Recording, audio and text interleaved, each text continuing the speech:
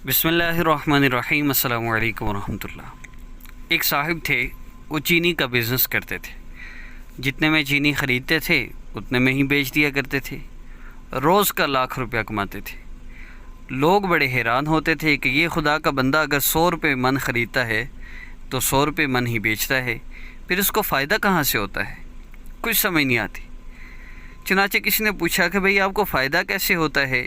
उसने कहा जनाब बात यह है कि मैं रोज़ाना 10,000 बोरियां बेचता हूँ। मैं जब ख़रीदता हूँ तो बोरी में ख़रीदता हूँ और जब मैं बेचता हूँ तो बोरी के बगैर बेचता हूँ। चीनी मैं उसी कीमत पर बेचता हूँ, लेकिन नफ़ा में मुझे खाली बोरी बच जाती है। तो 10,000 बोरी रोज़ाना बचती है और एक बोरी 10 रुपये की बिक जाती है। यूँ 10,000 बोरियों के बदले मुझे 1 लाख रुपये का फ़ायदा हो जाता है। ये है अकल मुआश। अकल ने वहाँ से भी फ़ायदा ढूंढ लिया जहाँ से आम आदमी सोच भी नहीं सकता। रिज़्क़ अल्लाह रब्बुल इज़्ज़त के ज़िम्मा है। जितना मिलना है मुक़द्दर में लिखा हुआ है वो मिल के रहेगा, हम चाहें या ना चाहें।